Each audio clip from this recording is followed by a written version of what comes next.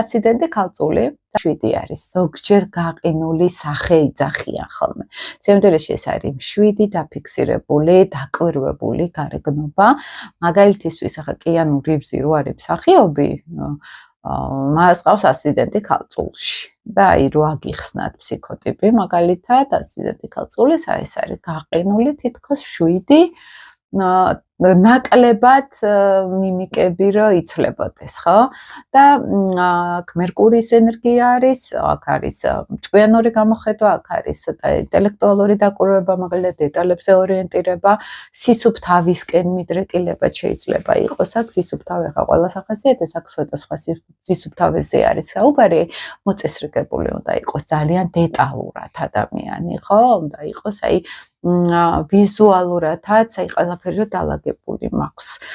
გარეგნობის კუთხით სიმპათიური გარეგნობა ხა ყველას აქვს, ლამაზი და ულამაზო ყველგან შეიძლება იყოს და აღქმაც არის ინდივიდუალური ამაზე, მაგრამ აი ძალიან დახვეწილი ლამაზი ნაკვთები შეიძლება იყოს, ძალიან აი სიმეტრიული გარეგნობა, ხო, მაგალითად ასიდენტი ქალწულის შემთხვევაში.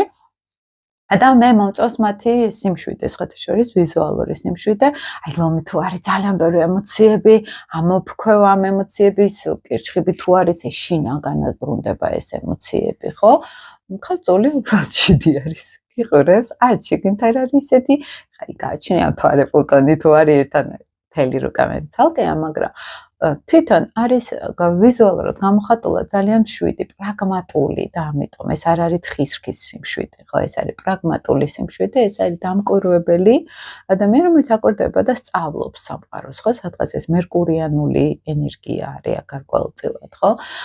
ძალიან კარგად შეიძლება გამოხატოს ანალიტიკურ სფეროში, ანუ მისი პირდაპირ იმიჯი არის, რომ მე რაღაცებს უნდა ვაკვირდებოდე, მე რაღაცებს უნდა ვალაგებდე, მაგალითად, ცხოვრებას ვალაგებდე ვიღაცაების, მაგალითად, ან აი ინტელექტუალურად ვცდილობ ყველაფერში გავერკვე.